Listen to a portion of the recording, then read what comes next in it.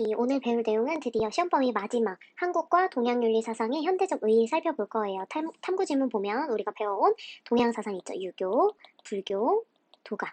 그리고 한국 윤리 사상들도 띄엄띄엄 이렇게 살펴봤었어요. 유교에서의, 그리고 불교에서의, 그리고 도가의 영향을 받은 한국 윤리 사상도 살펴봤고, 우리 이번 시간에 근대 이후에 나타났던 여러 가지 한국 사상도 알아볼 건데, 이런 사상들이 우리 현실에서 도대체 어떤 의미를 지니고 어떤 교훈을 주는지, 그게 가장 의미가 있는 내용이잖아요. 그래서 이 부분 마지막으로 한번 살펴볼 거예요. 학습지 없는 친구들은 학습지 선생님 못 나눠줬어요. 우리 수업 담벼락 홈페이지 들어가면 학습지 있으니까 다운로드 받아서 적으면서 들으세요.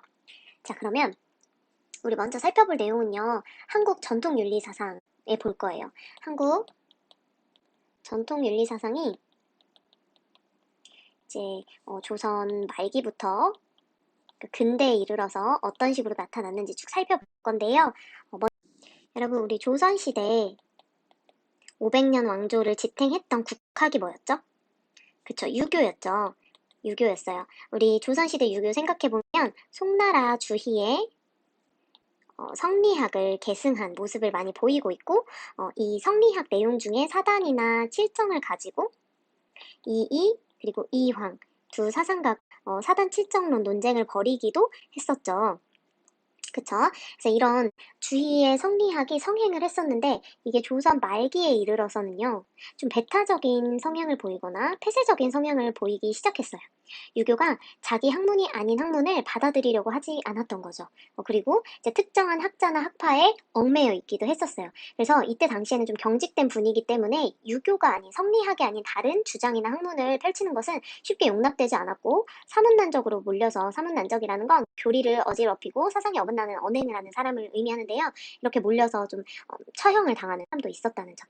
그래서 우리 송나라 때 주희에 성리학이 있었다면, 명나라 때는 누구의 어떤 사상이 있었죠? 그쵸, 왕수인의 양명학이 있었죠? 이 양명학은 심학이라고도 불려요. 왜? 심즉리라고 얘기했었잖아요. 하지만 송나라의 주희는 성즉리를 주장했죠. 그래서 이러한 주희의 사상과 달랐던 왕수인의 양명학은 조선에서 쉽게 받아들여지지 않았었어요. 특히나 이러한 심학이라고 불리는 것이 마치 불교 사상과도 같다라고 이야기하면서, 당시 여러분 잘 알듯이 불교를 굉장히 비판을 했었잖아요. 그래서 불교와 비슷하다는 이유에서 좀 핍박을 받았었습니다. 자, 이 심학에 대한 내용을 살펴보면 여러분 기억날 거예요. 양명학에서 심학이라고 부르는 이유는 모든 현상과 모든 존재는 다 우리의 마음이 만들어내는 것이다 라고 주장을 했었죠. 양명학에서요. 근데 똑같은 이야기를 했던 불교 사상가가 있었어요. 기억나요? 그게 바로 한국에는 원효였어요.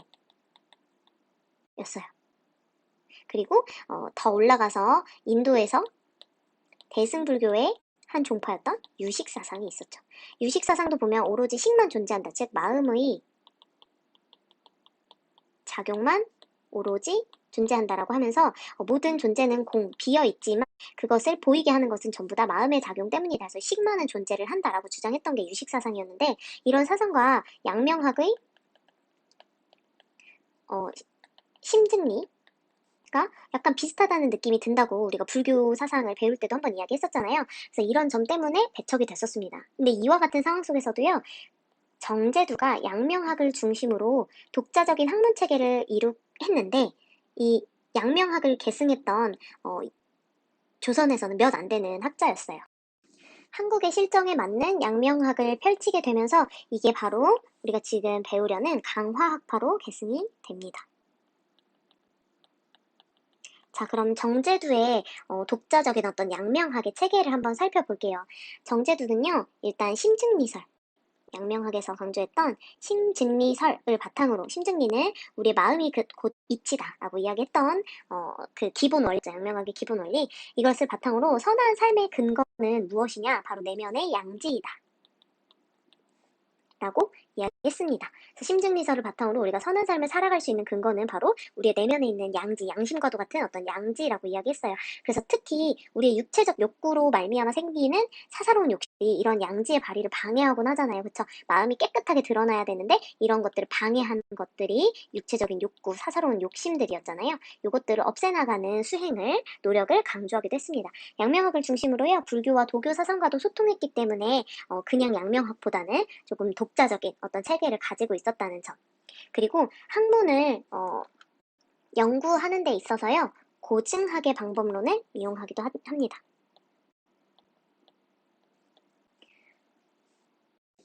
요거 양명학의 정제도의 양명학의 좀 특징이기도 한데요. 기존의 성리학은요, 굉장히 이론에 치우쳐진 학문이었어요. 그래서 본연지성, 기질지성, 그리고 뭐 사단, 칠정 이렇게 성이나 정의 관계, 그리고 어떻게 바라고 어떻게 따르는지에 대한 내용들을 되게 이론적으로, 즉 형이상학적으로, 눈에 보이지 않는 것들이죠. 형이상학적으로 좀 현실과 동떨어진 이론을 중심으로 살펴봤었다면, 양명학은 정제도는요, 특히 고증학의 방법론을 활용했다고 되어 있는데 이론보다 실천을 강조했습니다.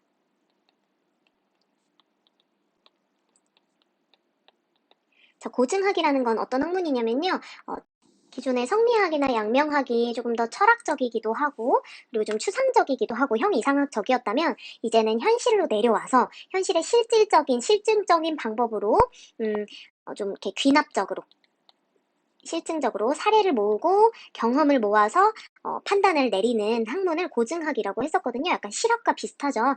고증학의 방법론을 활용해서 이론보다는 실천 중심적이고 좀 더 현실 중심적인 학문을 펼쳤다는 게 강화학파의 특징입니다. 이런 강화학파는요, 조선 후기에 우리 밑에서 배울 실학사상에 영향을 줘요. 당연히 그랬겠죠. 양명학을 중심으로 하기는 했으나 불교와 도교 사상과도 소통하려고 했고, 좀 더 현실적이고 실천적인 부분에서 학문을 탐구하려고 했던 부분에서 실학사상에 영향을 주기도 했고요. 또 일제강점기의 국학운동, 나라의 학문을 하려는 국학운동과 애국계몽 사상에 영향을 줍니다. 일제강점기에 일본의 침략에 맞서서 우리 민족의 국권을 회복하기 위해서 펼쳤던 운동이 바로 애국계몽 운동이죠. 그래서 애국계몽 운동의, 선생님이 잘못 썼네요. 사상이 아니라 애국계몽 운동에 영향을 줬다는 점. 자, 여기까지가 강화학파에 대한 내용이었고요. 그렇다면 조선 후기에 나타난 실학사상은 어떤 특징을 보였는지 볼게요. 우리가 이전에 정약용 배울 때 실학사상에 대해서 배우긴 했지만 조금 더 윤리적이고 본성적인 부분에서 다뤘어요. 철학적인 부분에서 다뤘다면 이번에는 학문과 관련된 역사에 대해서도 한번 배워보도록 하겠습니다. 자, 이 실학사상이 나타난 배경을 보면요, 이때 당시에 외세의 침입이 굉장히 잦았었어요. 임진왜란이나 병자호란 같이 외세의 침입이 일어나자 이제까지의 성리학으로는 이런 문제를 해결할 수가 없구나. 백성은 계속해서 힘들어하는데 성리학은 공리공론에만 비어있는 이론과 그 논쟁에만 매몰되어 있었다라는 점을 반성하면서 등장하게 된 게 실학사상입니다. 실학사상은 이름에서 나오듯이 실질적인 부분, 실천적인 부분을 다루었던 사상이라고 보시면 돼요. 이 실학사상을 나타낼 수 있는 사자성어 세 가지가 있는데요. 자, 첫 번째부터 한번 살펴볼게요. 첫 번째는 한번 그대로 읽어보면 경세치용이라고 써있는 거예요.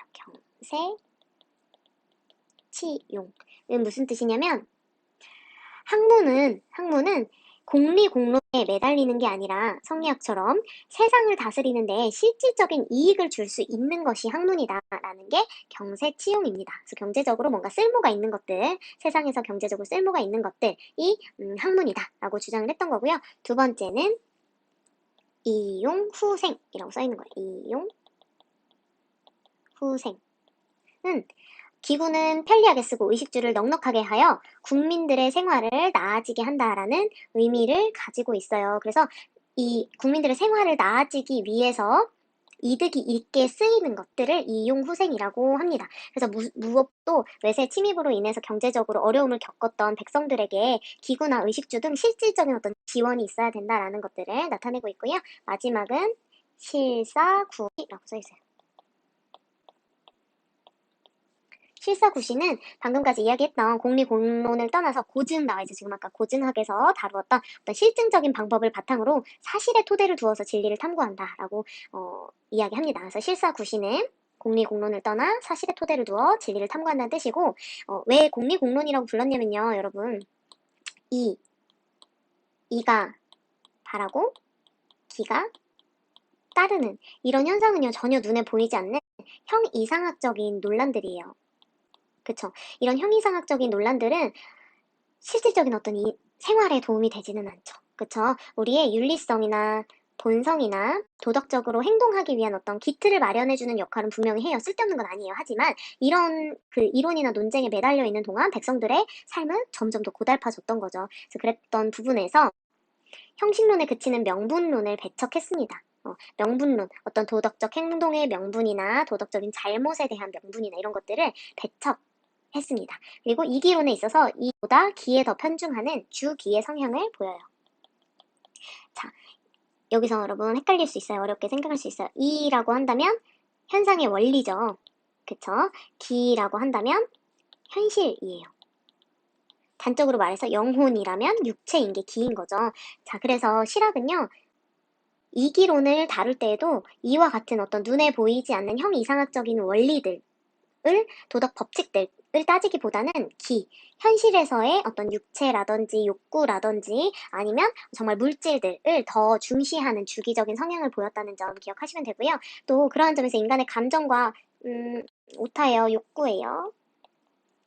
욕구를 인성으로 인정을 했다는 점에서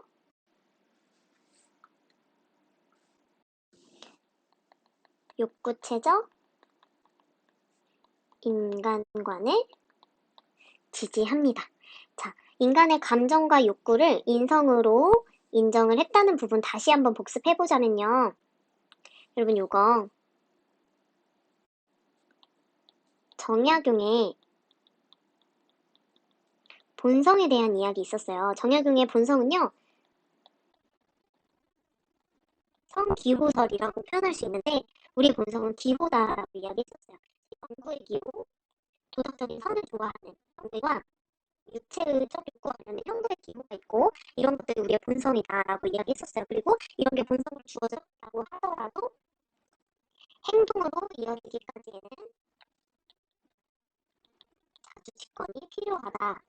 이거 하늘이 내려줬어요. 하늘이 내려준 자주직권이 점 기억해보면 이런 욕구체적 인간관을 분명히 기억할 수 있을 거예요. 정약용과 같은 실학 사상가들은 인간의 감정과 욕구를 긍정했어요. 나쁘게 보지 않았고 따라서 욕구체적 인간관을 지지했다는 점.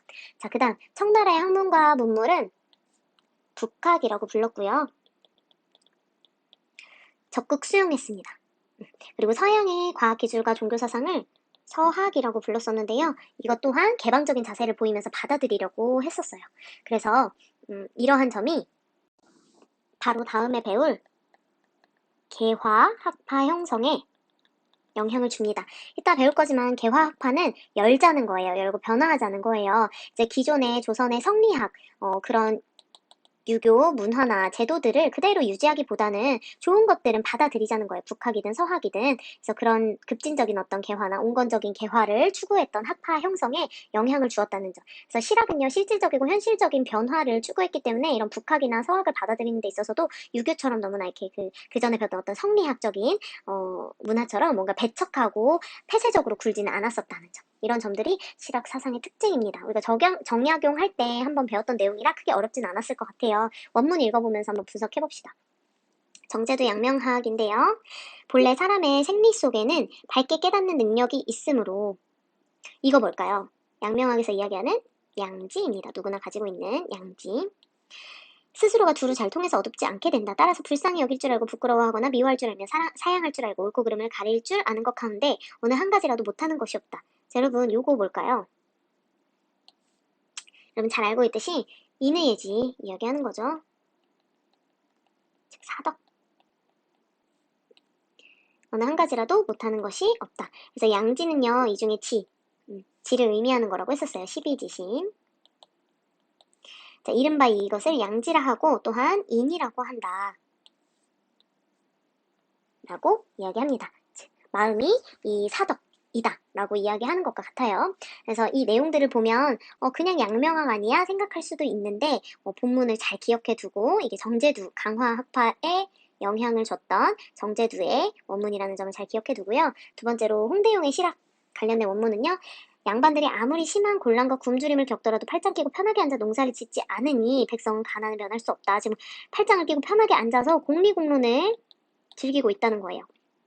따라서 산업공상과 관계없이 선비, 그리고 농업, 공업, 상업을 의미합니다. 놀고 먹는 자에 대해서는 관에서 기관에서 벌칙을 마련하여 세상에 용납할 수 없도록 해야 한다. 재능과 학식이 있다면 비록 농부나 상인의 자식이 관직에 들어가 앉더라도 분수에 넘칠 것이 없고, 재능과 학식이 없다면 비록 관리의 자식이 하인으로 돌아간다고 할지라도 한탄할 것이 없다. 재능과 학식을 위주로, 능력을 위주로 신분이나 지위를 결정해야 된다라는 이야기를 하고 있어요. 그래서 이런 점이 홍대용의 실학의 특징입니다. 실학 사상가는 정약용만 있는 건 아니죠. 이렇게 홍대용의 이야기를 한번 살펴봤고요. 자, 그 다음에는 우리 근대 격변기에는 어떤 사상이 나타났는지 한번 볼게요.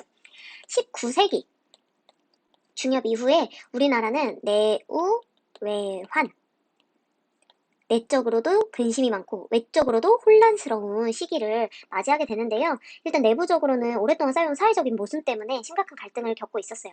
이런 것들도 사상적인 문제들도 다 이제 끼어져 있는 거고요. 또 외부적으로는 식민지배 야유 거품은 제국주의 열강의 침략.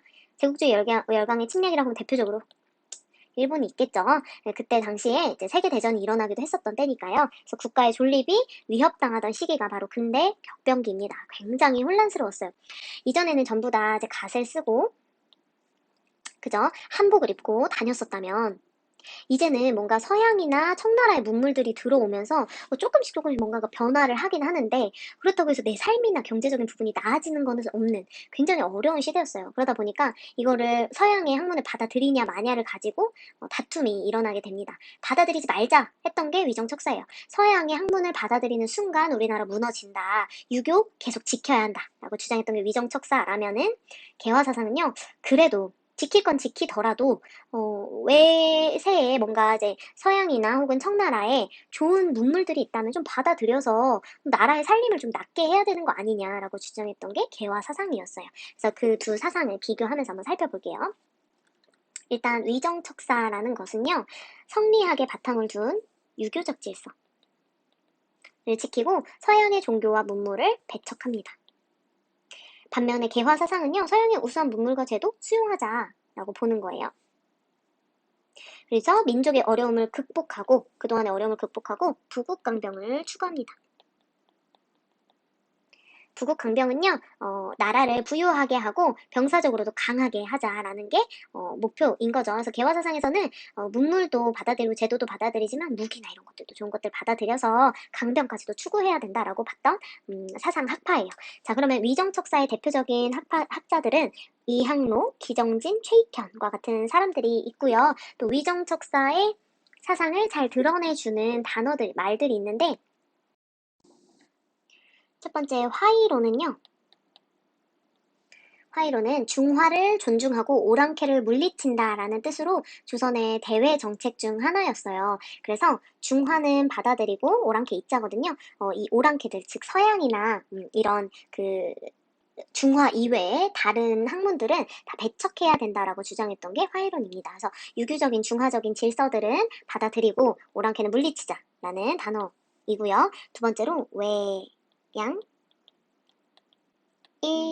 일체론이라는 단어는 외와 서양이 하나라는 의미를 가지고 있는데요. 외가 뭔지 알죠, 여러분?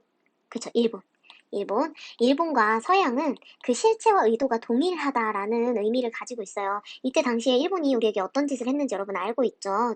계속해서 호시탐탐 우리나라를 식민지배하려고 노리고 있었던 때잖아요. 그래서 이런 의도가 서양도 마찬가지다. 그래서 서양도 배척하고 받아들이면 안 된다. 받아들이는 순간 와르르르 무너진다라고 주장했던 게 외양일체론이에요.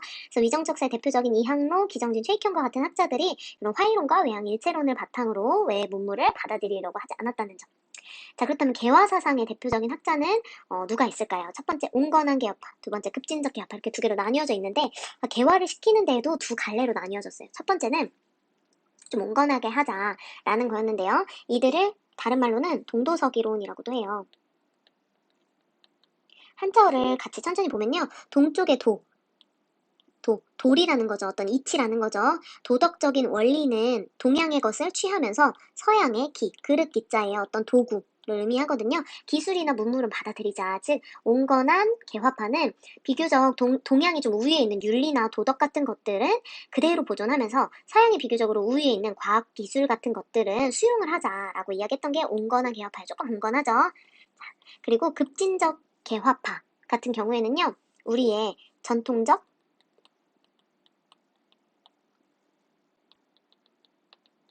정치, 체제를 폐지하자고 주장했던 입장이에요.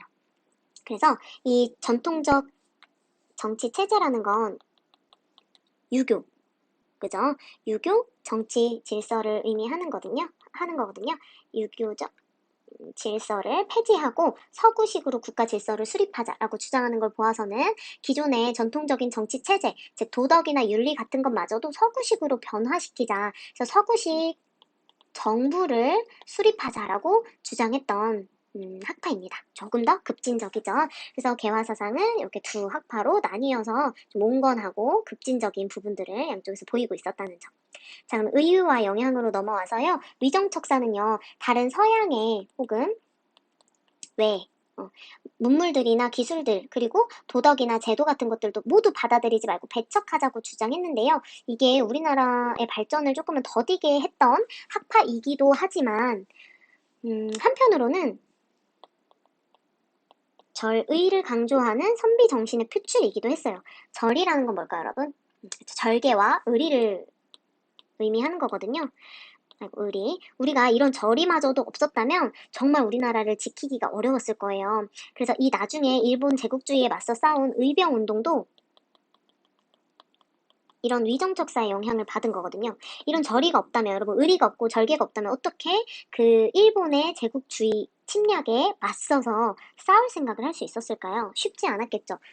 선생님도 참 그게 어려운 질문 같아요. 우리가 일제시대로 돌아간다면 친일을 했을지, 방관을 했을지, 혹은 이런 의병운동과 같은 항일운동을 했을지, 독립운동을 했을지 참 어려운 질문이기도 한데 이러한 절의를 강조했던 학파가 바로 위정척사였다는 것. 그래서 우리나라의 발전은 좀 더디게 했을지 몰라도 우리나라의 독립을 지킬 수 있었던 건 위정척사 영향이 크다고도 볼 수 있다.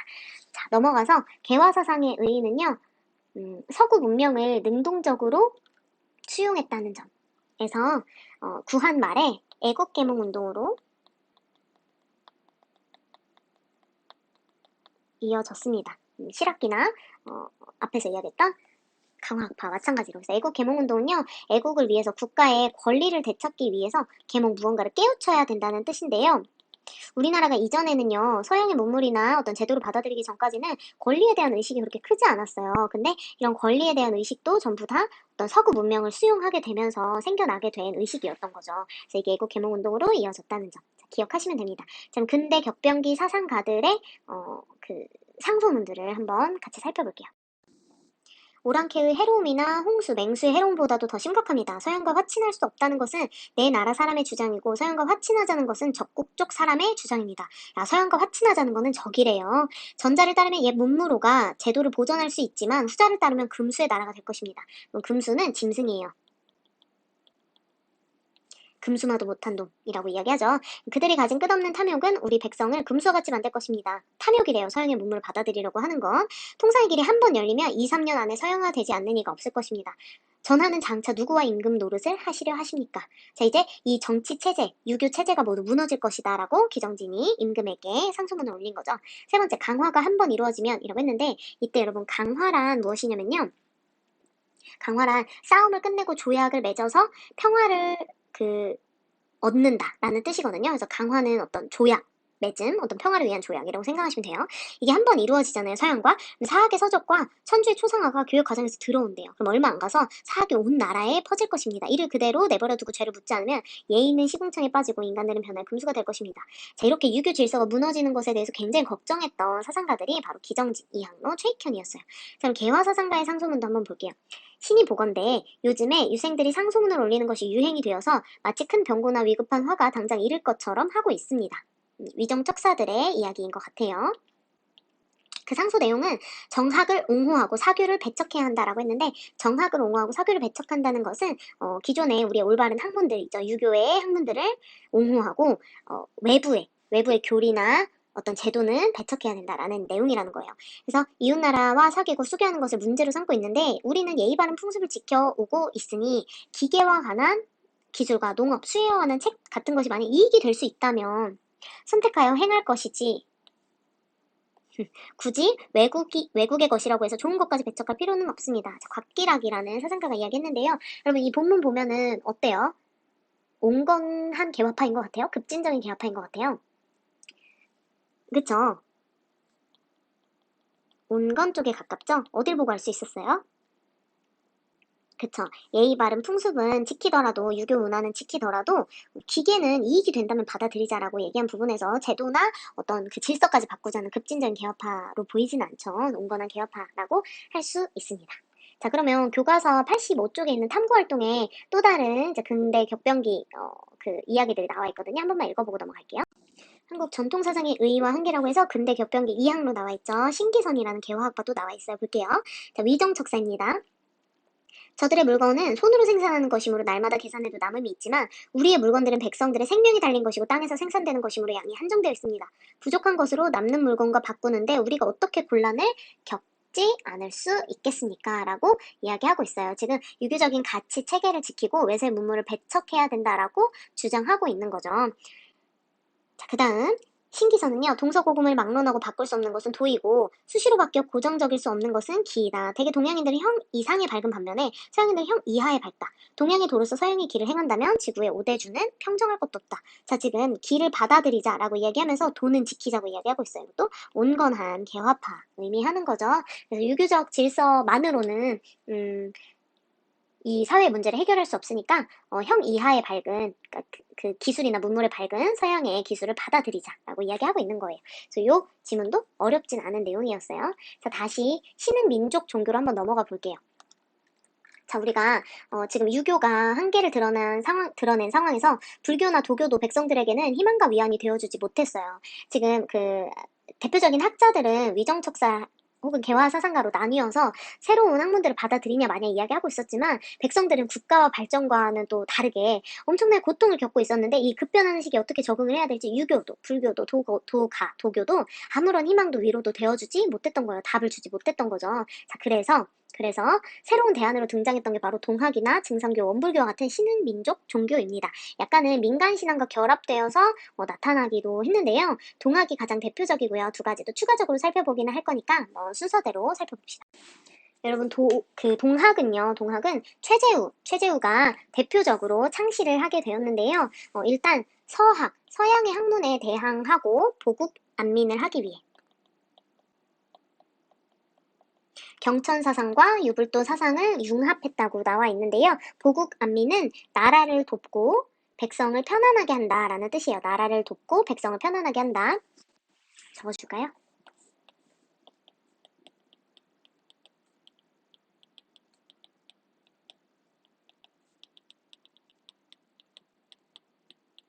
이를 위해 경천사상과 유불도사상을 융합했다고 했는데 경천사상이 하늘을 존경하는 거죠. 이런 하늘을 숭상하는 사상과 유불도 사상을 조금씩 융합해서 만들어낸 게 동학이라는 종교였는데 이 경천사상 잘 기억해 두세요. 하늘이라는 이야기가 굉장히 많이 나옵니다. 그래서 이런 그 목적을 위해서 어떤 내용들을 이야기했는지 천천히 살펴볼게요. 근데 한자어가 많이 나오다 보니까 또 어려워할 수도 있는데 중요한 건 여러분 이런 내용들이에요. 내용들이랑 같이 한번 볼게요. 자, 첫 번째는요. 시, 천, 주 라는 것입니다. 이것을 시작으로 하는데요. 시천주는 모든 사람은 자기 안에 하늘님을 모시고 있다라고 했는데요. 이 하늘님은요. 하늘을 의미해요. 경천사상을 기반으로 했다고 했죠. 모든 사람은 자기 안에 하늘님, 어떤 하늘님이라고 봐도 되고요. 하늘이라고 봐도 됩니다. 그래서 이 하늘이 다 마음 안에 모셔지고 있다라고 이야기하는 거고요. 두 번째로는 사인, 여천, 입니다. 따라서 사람 섬기기를 하느님 같이 하라는 거예요. 왜? 모든 사람은 자기 안에 하느님을 다 모시고 있으니까 그 사람 섬기기를 모두 하느님 같이 하라. 모든 사람을 존경하라 라는 뜻이겠죠. 자, 그래서 이게 체계화되어서 인내천 사상이 되는데요. 인내천은 아마 동학사상 배우면서 많이 들어봤을 것 같아요. 사람이 곧 결국 하늘님이다. 사람이 곧 하늘이다. 라는 의미를 가지고 있습니다. 마지막으로 오심, 즉 여심인데요. 자, 이 내용과 그대로 연결되는 내용이에요. 나의 마음에 하늘님을 섬기고 있다고 했죠. 너의 마음도 마찬가지로 하늘님을 섬기고 있어요. 너의 마음이 곧 내 마음이다. 내 마음과 네 마음이 같다. 라고 이야기하고 있는 거예요. 자, 어려운 내용은 아니죠. 동학은요, 경천사상과 유불도 사상을 결합해서 이렇게 우리 마음 안에 하늘님이 있고 나의 마음과 너의 마음은 같아요. 그래서 내가 남을 대할 때는 늘 하늘님 대하듯이 존중해야 하고 사람이 곧 하늘이며 내 마음과 너 마음이 같다 라고 이야기하는 것들이 이제 나와 있어요. 그래서 이 단어들 외우려고 하지 말고 의미들 잘 살펴보세요. 자, 이 동학의 특징 한번 살펴볼게요. 동학의 특징은요. 자, 지금까지 계속 이야기했던 부분인데요. 인간을 존중하려 해요. 인간이 곧 하늘이라고 봤기 때문에요. 인내청, 그쵸? 그리고 모든 사람이 평등하다는 점을 강조해요. 내 마음이 곧 네 마음이다. 모든 사람 섬기기를 하늘님 같이 하라. 자, 존중과 평등에 대한 정신들이 다 담겨 있죠. 그래서 나중에는 결국에는 신분차별이 사라진 자유롭고 평등한 이상사회가 현세에서 도래할 것이라는 희망을 백성들에게 주게 되는데요. 요거를 후천개벽 사상이라고 부릅니다.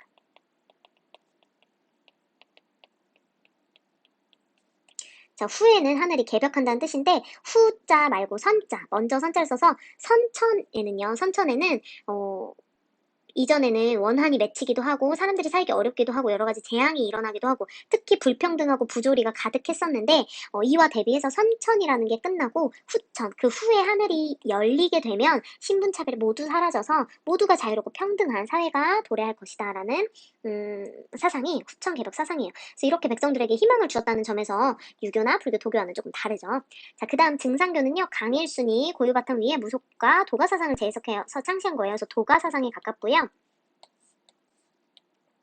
원불교는 이름에도 나와있듯이 불교사상과 가까운데 박준빈이라는 창시자가 기존 불교사상을 개혁해서 한국형 생활종교를 창시합니다. 일상생활 속에서 수행을 강조하는데 그럼 원래 불교는요. 절에 들어가죠. 보통 머리 깎고 절에 들어가서 중이 되거나 혹은 산속에 들어가서 이제 108배 같은 수행을 해야 된다. 선정 같은 수행을 해야 된다라고 보았었는데 이제 원불교라는 것을 박준빈이 만들면서 이 한국형 생활종교를 창시해요. 일상생활 속에서 할 수 있는 불교 수행들을 이야기했었던 거죠. 자, 오늘 특징들이 조금씩 있죠. 그래서 그 특징들을 원문 읽으면서 한 번 더 살펴볼게요. 자, 먼저 동학입니다. 써줄게요. 동학, 증산, 원불교. 자, 서학의 말에는 논리가 없고 글에 옳고 그름이 없다. 사심 없이 하느님을 섬긴다고 할 만한 단서가 전혀 없고 자기 자신을 위해 기도할 뿐이다. 나는 우리나라에서 태어나 우리나라에서 깨달음을 얻었다. 땅이 동서로 나뉘어 있는데 서를 어찌 동이라고 동을 어찌 서라고 하겠는가. 섞일 수 없다라고 이야기하면서 지금 서학을 비판하고 있죠. 서학에 대항하고 또 하느님을 섬긴다라는 점에서 우리 동학인 거 충분히 알 수 있을 거예요. 자, 증상교 볼게요. 천지도수를 뜯어고치며 신도를 바로잡아 만고의 원한을 풀고 상생을 도로써 성경을 열고 조화 정부를 세워 다스림과 말하는 가르침으로 백성을 화하여 세상을 고치리라. 너무 어렵죠, 여러분? 너무 어렵죠? 그러니까 천지를 뜯어고치고 신도를, 그러니까 어떤 신의 법을 바로잡아서 만고의 원한을 풀고 상생의 도로써 이런 식으로 나와 있는데 이 맺힌 원한을 풀고 서로를 살리면서 더불어 살아간다는 뜻이거든요. 상생은 서로 같이 산다라는 뜻이죠. 이거를 해원상생이라고 불러요. 단어 중요하지 않아요. 그냥 증상교가 이걸 해원상생이라는 네 글자로 표현했다는 거예요. 이 해원상생을 이야기하면서 서로의 갈등을 해결해서 서로 살기 위해, 더불어 살아가기 위해 서로를 돕는다는 뜻입니다. 그 다음에 천우리는 이론상의 진리와 정신수양 사리연구 작업취사 삼학으로서 의식주를 얻고 의식주와 삼학으로서 그 진리를 얻어 영육상전하여 개인, 가정, 사회, 국가에 도움이 되게 하자는 것이니라. 자, 여기도 어려운 말들 잔뜩 나와 있는데 정신수양 무슨 말인지 알죠? 사리연구는 사물의 이치를 연구한다는 거예요. 작업취사는 내가 일을 하는 데 있어서 취사 선택을 한다는 거예요. 선업을 할지 악업을 할지 뭐 이런 것들을 선택한다는 거고 삼학은요 개정해. 불교에서 다뤘던 내용과 똑같습니다. 계율, 선정, 지혜를 의미해요. 그리고 영육상전은요. 영과 육은 영혼과 육체예요. 영혼과 육체를 균형 있게 발전시킨다라는 게 영육상전이에요. 그래서 이런 수행을 일상생활 속에서 실천해서 의식주와 사막으로, 그러니까 내 일상생활과 사막으로 영육상전 해라. 육체와 영혼을 잘 균형 있게 발전시켜라. 그래서 일상생활과 가정 그리고 사회 국가에까지 도움이 되게 하자라는 게 이제 원불교의 생각이었어요. 이때 일원상이라는 거는 무엇이냐면요. 원불교의 어떤 신앙 대상이에요. 우주 만물의 근원이자 모든 중생들이 이미 가지고 있는 청정한 마음. 을 일원상이라고 합니다. 그래서 이게 신이라고 생각해도 될 것 같아요. 원불교의 어떤 신앙 대상, 그러니까 우주 만물의 근원 이런 것들을 받드는 거죠. 일원상의 진리를. 그래서 원불교 가면요. 일원상이라고 해서 이렇게 동그란 원이 이렇게 가운데 있어요. 보통 여기에 박중빈 사진이 걸려있기도 하고요. 자, 이렇게 우리나라의 고유의 어떤 신흥민족 종교들을 한번 알아봤고요. 자, 이렇게 한국의 전통 사상들까지 쭉 살펴봤어요. 강화파, 양명학을 기초로 한, 그 다음에 이게 영향을 줘서 나타난 실학사상, 그 다음에 근대 격변기 사상이 나타나면서 받아들이지 말아야 한다는 위정촉사, 받아들여야 한다는 개화사상, 그리고 그럼에도 백성들이 힘들자 나타났던 동학증상교, 원불교와 같은 신흥민족 종교들까지 배웠어요. 자, 이렇게 조선 말기에는 굉장히 혼란스럽고 백성들도 너무 힘들었던 시기여서 새로운 종교들이나 학문들이 나타나기 시작합니다. 여러분, 공자가 춘추 전국시대에 유교를 만들었잖아요. 그쵸? 혼란스러웠던 시기는 이렇게 사상과 철학이 발전하게 되어 있어요. 종교도 마찬가지고요. 자, 이렇게 한국 전통 윤리 사상까지 배워봤다면 그동안 배운 우리 동양의 유교, 불교, 도가의 이상적인 인간상과 우리 현대 시민들은 어떤 모습을 갖춰야 되는 그 어떤 교훈을 주는지 한번 살펴볼게요. 유교의 이상적 인간상 뭐죠, 여러분? 저 군자, 군자가 들어가는 말이 굉장히 많아요. 군자 대로행이라든지 이런 군자는 유교의 이상적인 인간상으로 어떤 특징을 가지고 있냐면요. 소인과 대비돼요. 소인은 군자와는 다르게 유교적인 어떤 덕들을 갖추지 못한 존재를 의미하거든요. 이상적 인간상이라면 아직 이르지 못한 중생과도 같은 거죠. 이 군자는요, 특히나 의로움을 강조해요. 의로움. 그래서 우리 위정척사가 절의 정신을 보여줬었잖아요. 그쵸? 그리고 공공의 이익을 추구합니다. 유교에서는요, 군자에 대해서 설명할 때 사적인 것과 공적인 것이 있다면 공적인 것 먼저 해야 된다. 사사로운 욕심을 버려야 된다라고 주장을 합니다. 존천리 거인욕 잘 기억나죠? 그래서 공공의 이익을 추구한다는 점. 그래서 의로움이나 공공의 이익을 추구하는 만큼 강조하는 게 바로 청렴과 절의 정신이에요. 현대사회에서는요, 부정부패가 너무너무 많죠. 그쵸? 불의나 부정한 유혹이 생기는 건요, 사사로운 욕심에 빠지기 때문이에요. 우리가 우리의 본성을 잘 보존하면, 선한 본성을 잘 보존하면 이런 문제가 생기지 않는데, 사사로운 욕심에 빠져서 불리한 어떤 유혹에 빠지게 되는 거죠. 그래서 정의롭지 못한 방법으로 이익을 추구하는 일이 자주 발생하는데, 이런 상황에서 현대시민이 갖추어야 하는 청렴과 절의에 대해서 큰 어떤 영향력이나 교훈을 준다는 점. 그래서 의로움이나 공공의 이익을 중시하는 군자 한번 알아봤고요. 그다음 불교의 이상적 인간상은 뭐죠? 그쵸, 보살입니다. 보살. 보살은요, 여러분, 위로는 해탈, 그죠? 개인의 해탈을 중시하고, 아래로는 중생, 구제에 힘쓰는 게 바로 보살이었어요. 개인적인 해탈에만 매몰되지 않고 중생을 구제하는데도 특히 애를 썼다는 점. 자, 이렇게 중생을 구제한다는 점에서요, 보살은 특히 공감과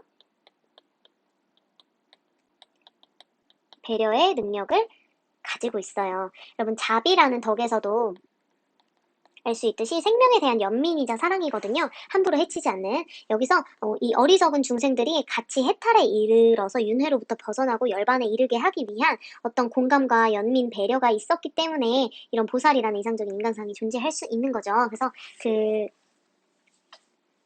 현대 사회에서는 좀 개인의 삶이 이전보다 더 편리하고 좀 풍요로워졌어요. 근데 여전히 소외된 계층들이 많아요. 그쵸? 소외된 이웃들이 많은데 세계로 넘어가 보세요.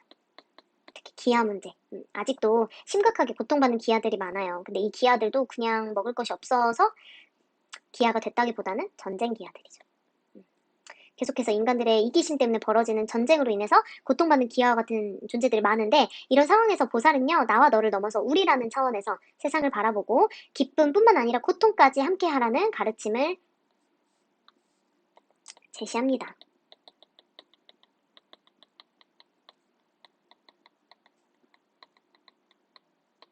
이게 자비죠. 다른 사람의 고통에 연민을 느끼는 거. 인생은 다 고통이잖아요. 그쵸? 그래서 이 공감과 배려가 타인과 더불어가는 사회를 만들어줘요. 더불어 사는 사회.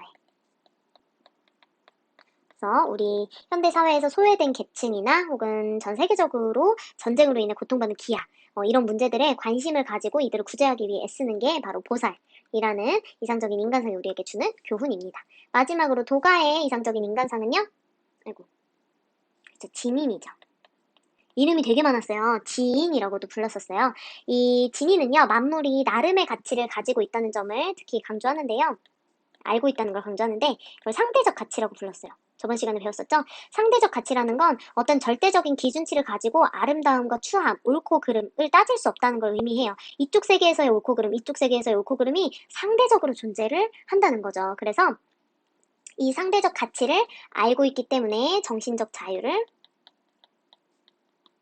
누릴 수 있는 존재가 진인이라고 했습니다. 이 정신적 자유가 일어날 수 있는 이유는요, 이 상대적인 가치를 파악해서 만물이 평등하다는 걸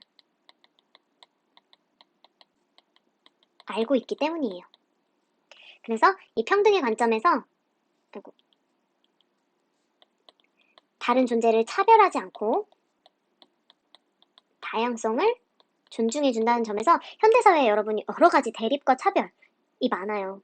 민감한 문제들도 굉장히 많아서 선생님이 다 이야기를 할 수는 없지만 뭐 국적이나 인종 그리고 심지어 문화적인 배경이나 성별을 가지고 대립하고 서로 싸우고 서로의 잣대에서 서로를 평가하느라고 계속해서 갈등을 일으키고 있는데 이 진이는요 자기 중심적인 관점에서 벗어나서 상대적인 가치를 깨닫고 분별에서 벗어난 정신적 자유의 상태 즉 평등의 관점에서 세상을 바라볼 수 있는 그런 존재라는 점에서 현대사회에서 요구되는 어떤 바람직한 시민의 모습을 발견할 수 있습니다. 자, 여기까지 우리 이상적 인간상이 현대적인 시민에게 주고 있는 영향력과 교훈까지도 알아봤어요. 이 부분은 교과서 86쪽에서 87쪽 보면 나와 있습니다. 자, 여기까지가 우리 시험 범위 내용이고요. 다음 시간에는 복습 바로 하고 나서 프로젝트 시작할 거예요. 행복을 위한 마음공부 프로젝트에서 우리 동양사상 드디어 다 배웠어요. 이 동양사상을 바탕으로 프로젝트 바로 시작하겠습니다. 자, 그럼 우리가 다음 시간에는 대면으로 만나기를 고대하며 교실에서 만나기를 고대하며 다음 시간 아마 도서관 수업을 할 것 같아요. 선생님 미리 공지할 테니까 기다려주고요. 여기까지 잘 들었으면 얼른 쉬세요. 고생했습니다.